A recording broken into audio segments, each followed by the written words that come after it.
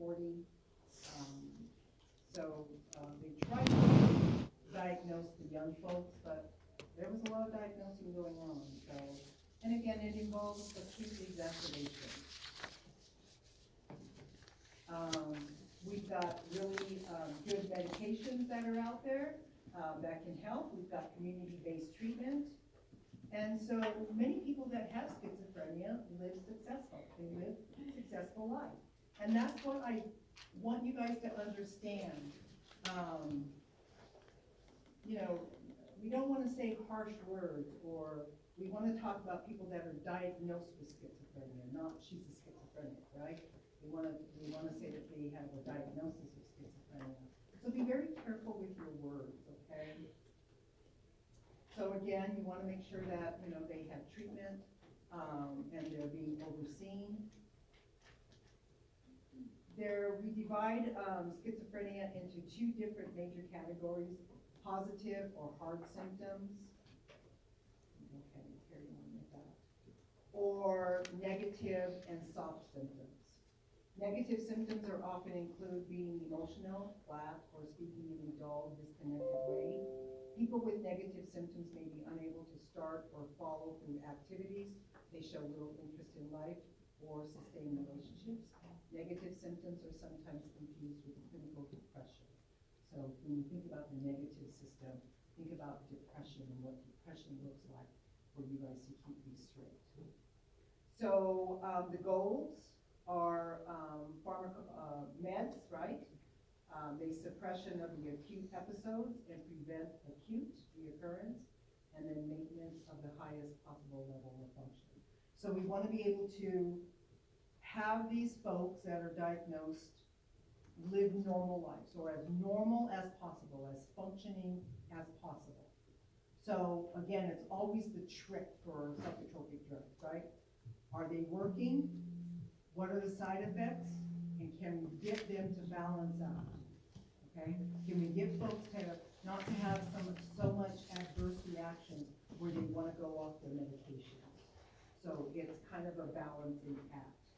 So I did see some questions related in some of the test questions throughout ATI that really want you to define the positive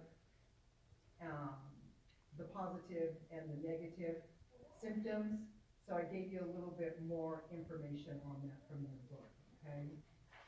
So again, ambivalence, associated looseness for positive, delusion, echopraxia, imitation of the movements and gestures of another person, flight of ideas, right? Everybody knows what a flight of ideas is, right? You just have a lot of information going on. Hallucinations, ideas of reference, false impressions, preservation, and bizarre behaviors, okay? Those are all under the positive. When you talk about the negative, I don't know, can somebody say that for me? Algia, I don't know. Tendency to speak a little or to convey little substance of meaning. Anhedonia, feeling no joy or pleasure. Empathy. So these are all negative ones. Canatonia, okay? Canatonic, where we had one person that was in the cottage with us. He was a teenage boy, probably about 16, 17, 18 years old. And he was catatonic. He couldn't have any sort of conversation with him. Doesn't that usually? Yeah, he was so profoundly depressed, and I can't at this point remember what all of his diagnoses were. But all he did was just like, it was in the sheets, and he just would spit, like little spits, like it was always like something was in his mouth, like. And that's all he did. And he was getting, he started doing ECT over at UNM. And he was a Native American, and the tribe, what's the name of the person that oversees the whole tribe? chief. No, they're the chief, he The governor? oversaw him, yeah.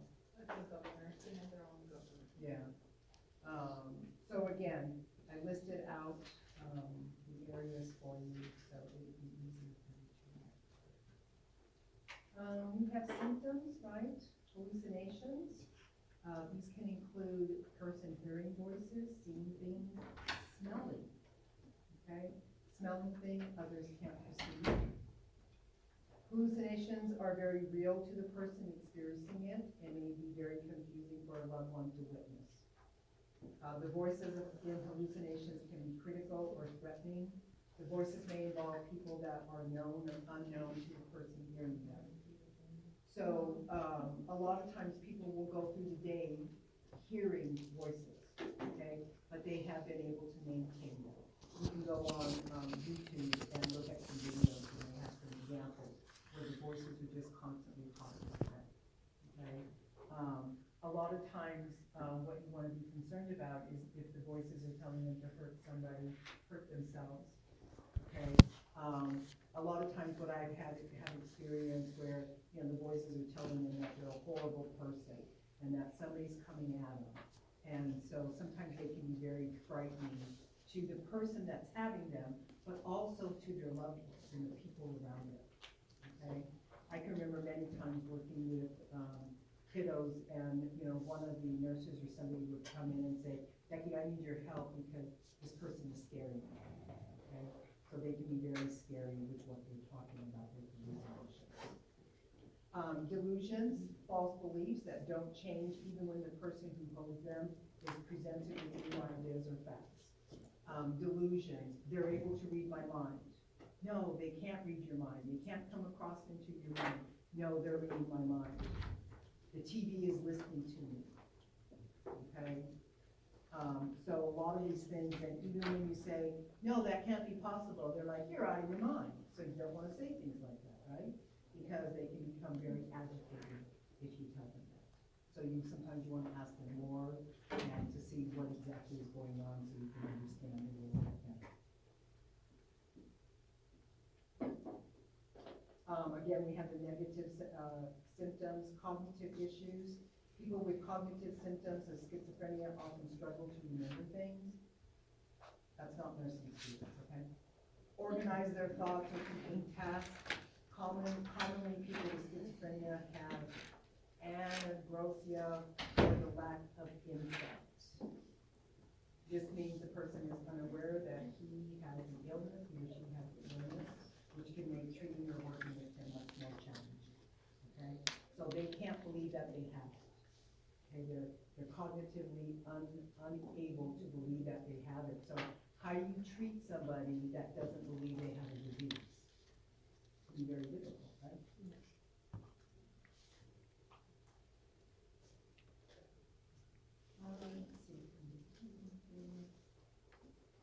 So we know that they isolate, very suspicious of people. A lot of times the family has a history of psychosis. In young people who develop schizophrenia, the stage of this disorder is called prodromal whenever in a young person.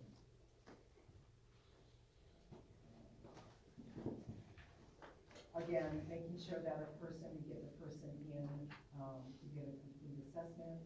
For diagnosis of schizophrenia, some of the following symptoms are present in the context of reduced functioning, and you have to have these symptoms for at least 6 months. So the DMS-5 would tell us that you have to have the symptoms for at least 6 months.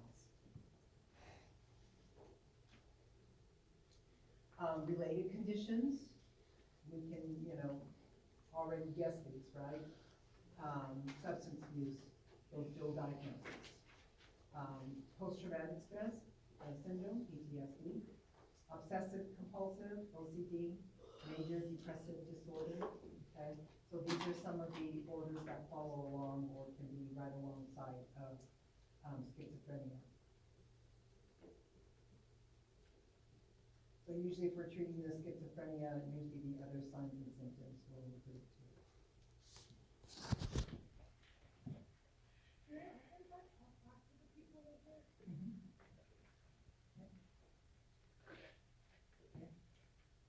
So they're very scared of them, telling them to, you know, leave them alone and that type of thing, but yes, you can. Let's see, so substance abuse, we know often occurs simultaneously with schizophrenia and mental illness as a whole. So again, we're calling that terminology is dual diagnosis. Okay, when you get a question, which you will, dual diagnosis.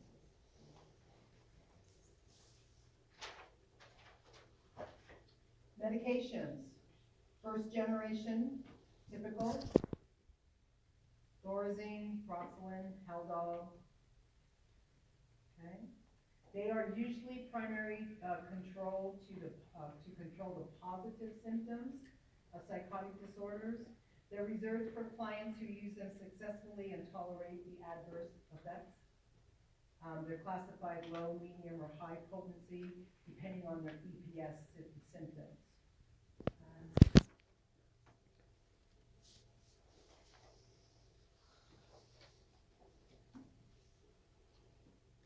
So the providers are going to give medications that work on the delusion and the hallucinations.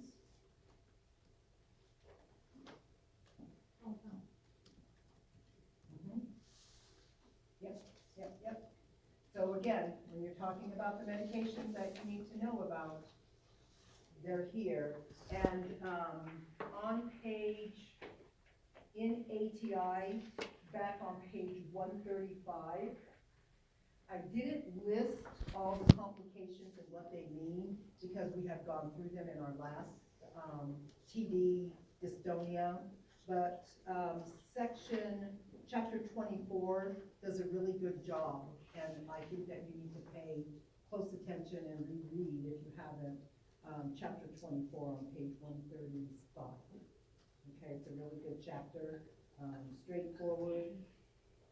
Okay, might want to try doing some of the questions there. Complications, adrenolitosis, it's the failure of bone marrow to produce adequate white blood cells. If we have a low white blood cell, what do we have to be worried about? Infection. Okay? Extremely important. Okay? So clozapine is one that has a fatal side effect. It usually develops suddenly and is characterized fever, malaise, just not feeling well, sore throat, leukopenia. Leukopenia is just low cells, right? Side effect may not manifest immediately, but can occur as long as 18 to 24 weeks after the initiation of therapy. So what do we need to do for our nursing intervention? Monitor what? Side effects, monitor fever. But what are we going to do? How are we going to, we're going to do blood work. Okay? We'll probably want to do blood work whenever they start the medication.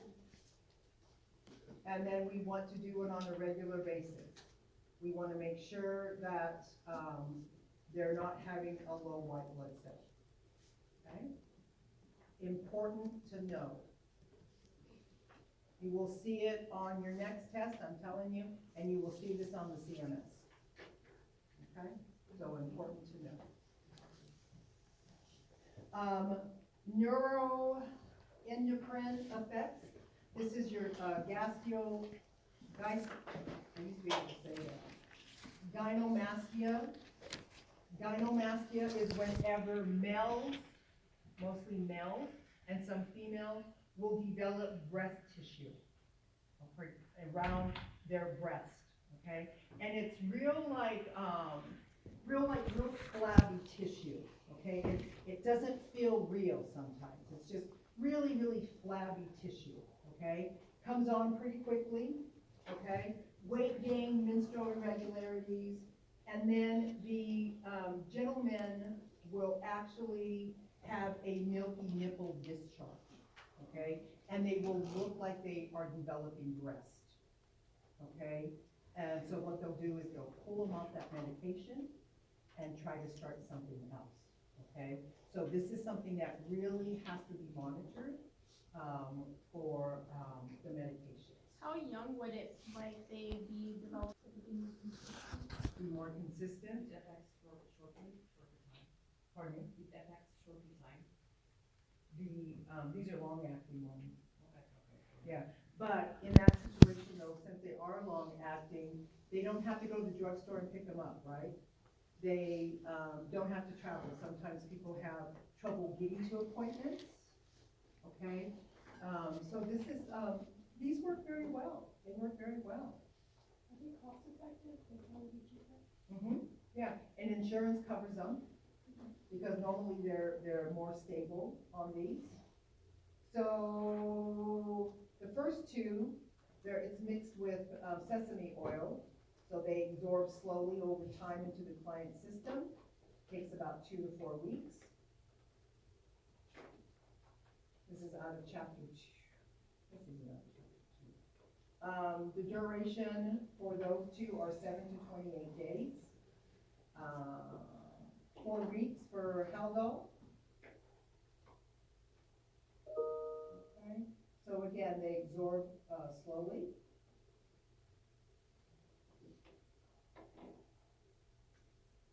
Some studies have shown that second generation, long-acting injections are more effective than oral forms of the medication. Want to use an AIMS, for the abnormal involuntary movement scale. Okay. It's administered every 3 months. It detects an increased score on the AIMS indicating increased symptoms of TB. He or she should notify the physician. So again, the AIMS is in your 16.2 in your book. But it is a tool that we use to identify and document if they're having any muscle movements.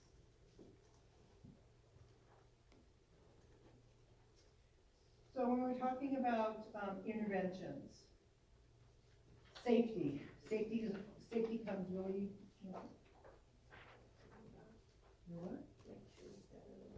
we always want to observe for signs of building agitation. What are some signs of agitation that you can see? Policies and protocols. We can move the client to a less stimulating environment. We can use seclusion or restraints if need be. Therapeutic relationships. So a lot of times, a person may not be able to handle a lengthy conversation, so we want to do 5 to 10 minutes, come back and talk to them again, okay? Again, while you're talking to them, you're assessing them to see if they're tolerating the conversation. Bless you. You guys did a great job in your case studies. So clear, direct, easy to understand, eye contact but don't stare, relaxed posture, you want to be relaxed, you want to show a genuine interest, telling the client your name, addressing the client by their name. Can be difficult if the client is hallucinating, withdrawn from reality. Maintain nonverbal communication with the client, especially when the client communication is not successful. Spending time with the client, perhaps through fairly lengthy periods of silence, and orientating them. Again, silence sometimes is good, okay? Find positive self-talk, positive thinking, and to ignore delusional beliefs. Inappropriate behaviors, redirect the client away from the problem situations. Deal with inappropriate behaviors in a non-judgmental and a matter-of-fact manner. Experiencing reduction in positive symptoms. What about us? Self-awareness issues. Recognize client suspicious or paranoid behavior as part of the illness, not the personal. Don't get personal with it. Sometimes people will say things to you, don't take it personal. You could be frightened. Acknowledge those feelings and take measures to ensure safety. How do we, throw some ideas of safety.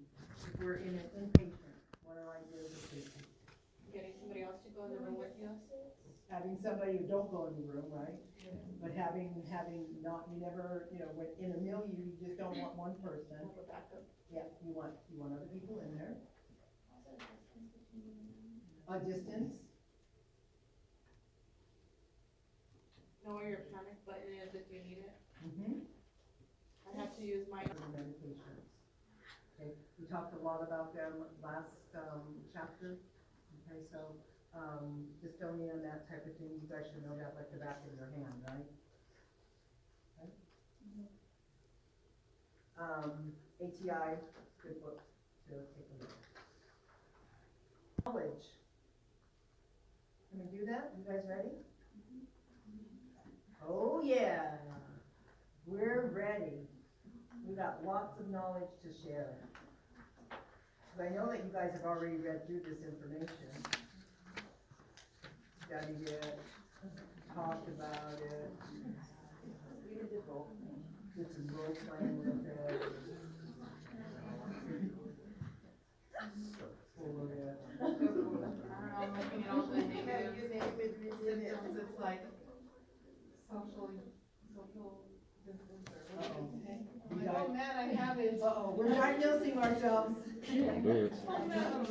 Okay, so what I would like for you guys to do, again, work in two, and then go ahead and submit it, and we'll review it, is I would like for you guys to open up the schizophrenia class activity.